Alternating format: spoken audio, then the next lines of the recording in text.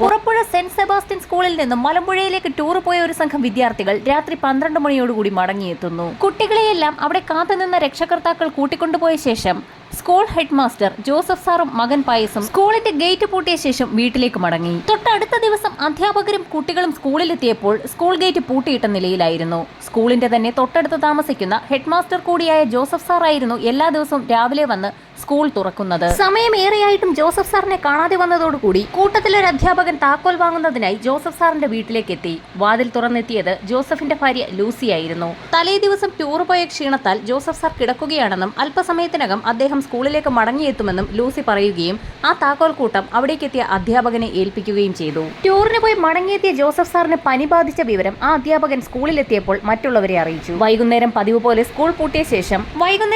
പോലെ സ്കൂൾ പൂട്ടിയ ശേഷം താക്കോൽ കൂട്ടം ജോസഫ് സാറിന്റെ വീട്ടിലേൽപ്പിച്ചു.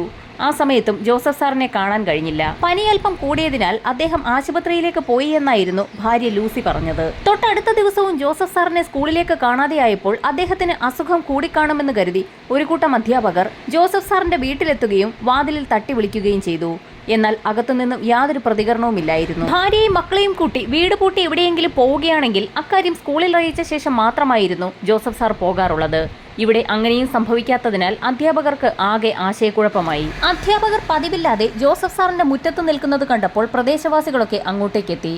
ജോസഫ് സാറിന് അസുഖം കൂടുതലായി ആശുപത്രിയിലേക്ക് കൊണ്ടുപോയതാകാമെന്ന് അധ്യാപകർ പറഞ്ഞെങ്കിലും ആ വീട്ടിലേക്ക് വാഹനങ്ങളൊന്നും തന്നെ വന്നതായി അവരാരും കണ്ടില്ല എന്ന് നാട്ടുകാർ അറിയിച്ചു.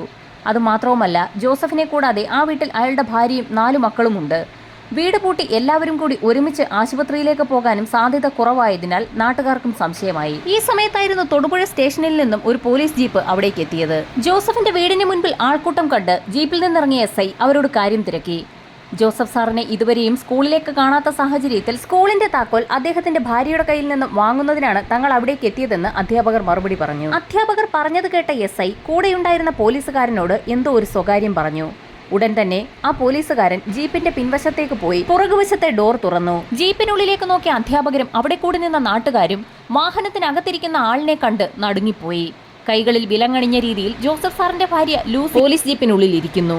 ലൂസിയെ എന്തിനാണ് പോലീസുകാർ അറസ്റ്റ് ചെയ്തതെന്ന് നാട്ടുകാർ ചോദിക്കാൻ തുടങ്ങിയ സാഹചര്യത്തിൽ തന്നെ ഒരു പോലീസുകാരൻ ജീപ്പിനുള്ളിൽ നിന്നും ഒരു സ്യൂട്ട് കേസ് എടുത്ത് പുറത്തേക്ക് വെച്ചു. ലൂസിയെ എന്തിനാണ് പോലീസ് അറസ്റ്റ് ചെയ്തിരിക്കുന്നതെന്ന് ചോദിച്ചപ്പോൾ അവർ തലകുനിക്കുകയാണ് ചെയ്തത്. ഈ സമയത്തായിരുന്നു ജോസഫ് എവിടെയെന്നുള്ള ചോദ്യം SI ലൂസിയോട് ചോദിക്കുന്നത്.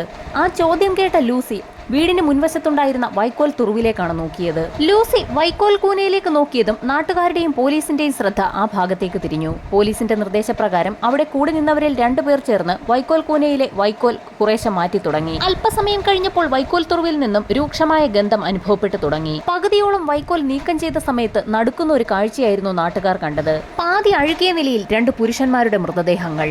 ആ മൃതദേഹങ്ങൾ നിവർത്തിയിട്ടപ്പോൾ അവിടെ കൂടി നിന്ന നാട്ടുകാർ അറിയാതെ നിലവിളിച്ചു പോയി. അത് ജോസഫ് സാറിന്റെ ആദ്യ ഭാര്യയിലെ മക്കളായ ജോസും ലൂക്കോസുമായിരുന്നു. ഈ സമയത്താണ് തൊട്ടപ്പുറത്ത് മറ്റൊരു വൈക്കോൽ കൂന കൂടി പോലീസിന്റെ ശ്രദ്ധയിൽപ്പെട്ടത്. ആ വൈക്കോൽ കൂടി നീക്കം ചെയ്യാൻ പോലീസ് ആവശ്യപ്പെട്ടു. വൈക്കോൽ നീക്കം ചെയ്ത ആളുകൾ തീർത്തും ഞെട്ടിപ്പോയി. ആ വൈക്കോൽ തുറുവിനുള്ളിൽ ജോസഫ് സാറിന്റെയും തലേ ദിവസം അവർക്കൊപ്പം ടൂറിന് പോയ ഇളയ മകൻ പയസിന്റെയും മൃതദേഹമായിരുന്നു. 4 മൃതദേഹങ്ങളിലും വെട്ടേറ്റ പാടുകൾ ഉണ്ടായിരുന്നു. കമ്പിപ്പാര പോലെയുള്ള എന്തോ മൂർച്ചയേറിയ ആയുധം ഉപയോഗിച്ച് 4 മൃതദേഹങ്ങളിലും കുത്തി പരിക്കേൽപ്പിച്ചിട്ടുണ്ടെന്ന് പോലീസിന് വ്യക്തമായി. 4 പേർ കൊല്ലപ്പെട്ട് കിടക്കുന്ന ആ കാഴ്ച കണ്ട് അമ്പരന്നു പോയ നാട്ടുകാർ ലൂസിയെ ഒന്ന് നോക്കി. ഈ സമയത്തായിരുന്നു SI ലൂസിക്ക് സമീപമുണ്ടായിരുന്ന ആ സ്യൂട്ട് കേസ് ഒന്ന് തുറക്കാൻ ആവശ്യപ്പെട്ടത്. SIയുടെ നിർദ്ദേശപ്രകാരം കൂടെയുണ്ടായിരുന്ന പോലീസുകാരൻ ലൂസിയുടെ കൈകളിലെ വിലങ്ങഴിക്കുകയും അവരോട് ആ സ്യൂട്ട് കേസ് തുറക്കാൻ ആവശ്യപ്പെടുകയും ചെയ്തു. ഇത് കേട്ട ഉടൻ തന്നെ ജനങ്ങൾക്ക് മുൻപാകെ ലൂസി ആ സ്യൂട്ട് കേസ് തുറന്നു വെച്ചു. അതിനുള്ളിലെ കാഴ്ച കണ്ട ജനങ്ങൾ ശരിക്കും നിലവിളിച്ച് കരഞ്ഞുപോയി. സ്യൂട്ട് കേസിനുള്ളിൽ ലൂസിയുടെ ഏറ്റവും ഇളയ മകൾ ബീനയുടെ മൃതദേഹം ഒടിച്ചു മടക്കിയ നിലയിലായിരുന്നു വെച്ചിരുന്നത്. ജോസഫിനൊപ്പം വൈക്കോൽ തുറുവിൽ മരിച്ച നിലയിൽ കണ്ടെത്തിയ പയസും ലൂസിയുടെ മകനാണ്. ഒന്നും മനസ്സിലാകാതെ അമ്പരന്ന് നിന്ന നാട്ടുകാരോട് SI ആ കാര്യം പറഞ്ഞു. അതിരാവിലെ ലൂസി തൊടുപുഴയ്ക്കടുത്തുള്ള ഒരു പള്ളിയിലെത്തുകയും മരിച്ചുപോയവർക്കായി ഒരു പ്രാർത്ഥന നടത്തണമെന്ന് അവിടുത്തെ വികാരിയോട് ആവശ്യപ്പെടുകയും ചെയ്തു.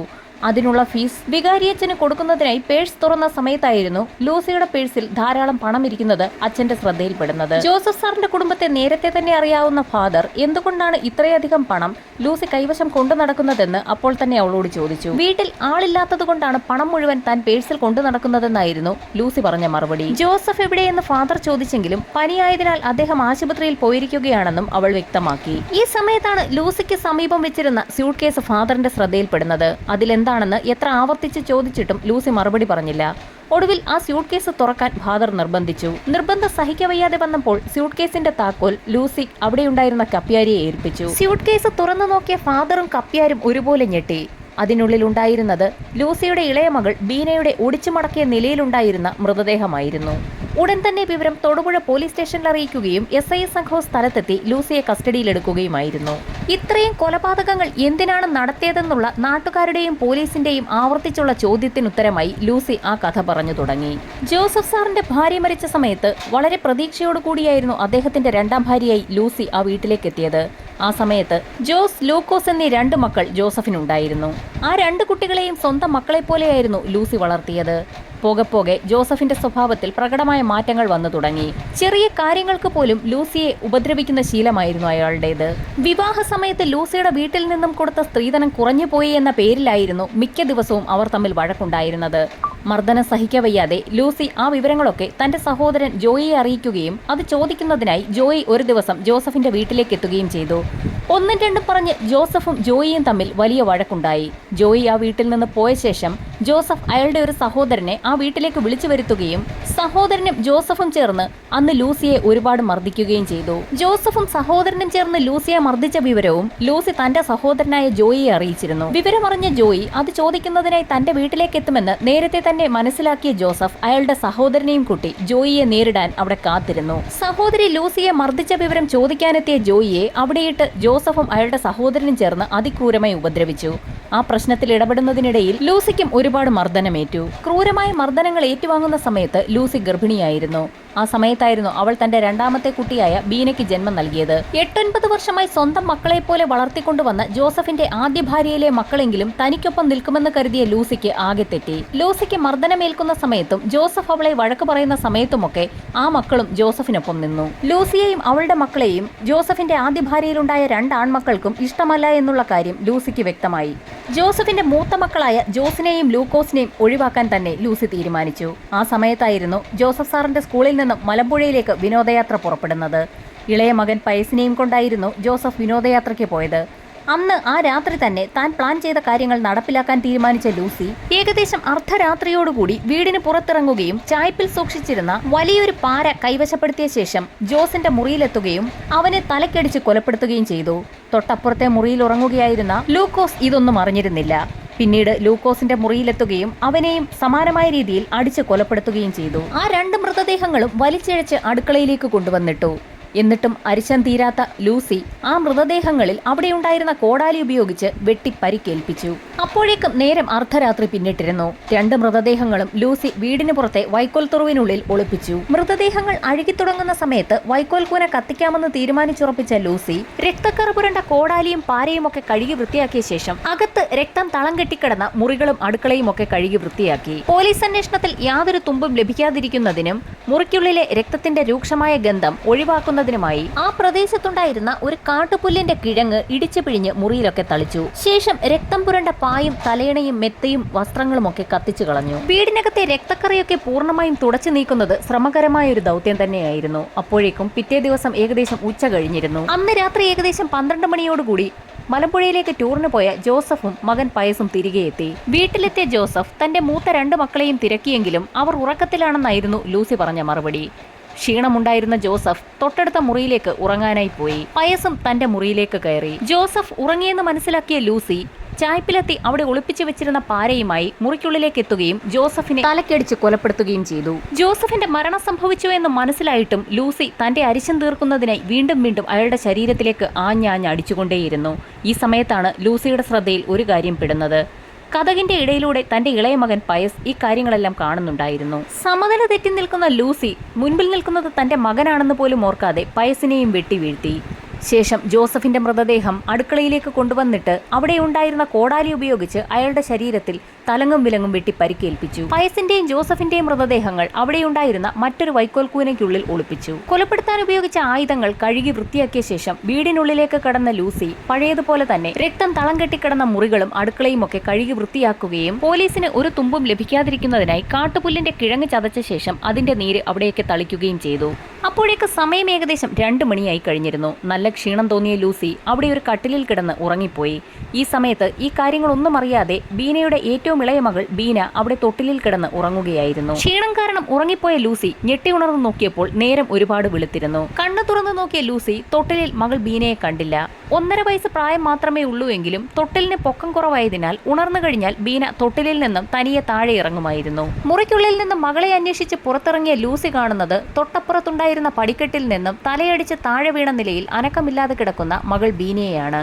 മകളെ ആ വീടിനുള്ളിൽ ഉപേക്ഷിച്ചിട്ട് പോകാൻ മനസ്സ് തോന്നാത്ത ലൂസി അവളുടെ മൃതദേഹം ഒരു സ്യൂട്ട് കേസിനുള്ളിലേക്ക് ഒടിച്ചു മടക്കി വെക്കുകയായിരുന്നു. എന്നാൽ ആ കഥ പോലീസിന് അത്ര വിശ്വസനീയമായിരുന്നില്ല. പിന്നീട് എന്താണ് സംഭവിച്ചതെന്ന് പോലീസ് ചോദിച്ചപ്പോൾ ലൂസിയുടെ മറുപടി ഇങ്ങനെയായിരുന്നു. അവിടെ അലമാരിയിൽ സൂക്ഷിച്ചിരുന്ന പണം പേഴ്സിനുള്ളിലേക്ക് വെച്ച ശേഷം സ്യൂട്ട് കേസുമായി തൊടുപുഴയിലേക്ക് പോകാൻ തീരുമാനിച്ച ലൂസി അവിടെ എത്തിയപ്പോൾ പള്ളിയിലിറങ്ങി മക്കൾക്ക് വേണ്ടി ഒന്ന് പ്രാർത്ഥിക്കാൻ തീരുമാനിച്ചു. അങ്ങനെയായിരുന്നു തൊടുപുഴ വികാരിയെ കണ്ട് മരിച്ചുപോയവർക്ക് വേണ്ടി ഒരു പ്രാർത്ഥന ചൊല്ലാൻ ലൂസി ആവശ്യപ്പെട്ടത്.